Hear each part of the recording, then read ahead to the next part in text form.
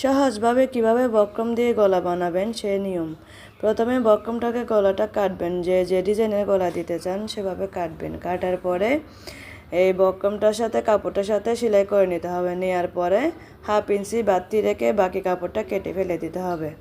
কেটে ফেলার পরে এভাবে 1/2 ইঞ্চি যেটা বাড়তি রাখবেন এটা বোটে এভাবে সেলাই করে দিতে হবে। দেওয়ার পরে বডির পার্ট এবং যে গলাটা লাগাইছি কাপড়টা, ওই কাপড়ের মধ্যে ভাঁজ করে মিডলে একটা কাটমার্ক দেওয়া লাগবে।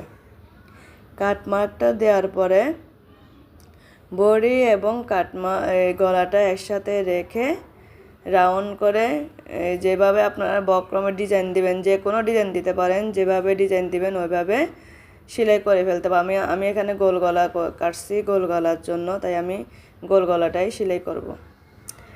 সেলাই করে দিতে হবে। সেলাই করে দেওয়ার পরে ভিতরে যে অংশ কাপড়টা থাকবে তারপর এটা সেলাই করার পরে কেটে ফেলতে হবে। কেটে ফেলে এভাবে 1/2 ইঞ্চি রেখে ভিতর থেকে সে কাপড়টা কেটে ফেলে দিতে হবে।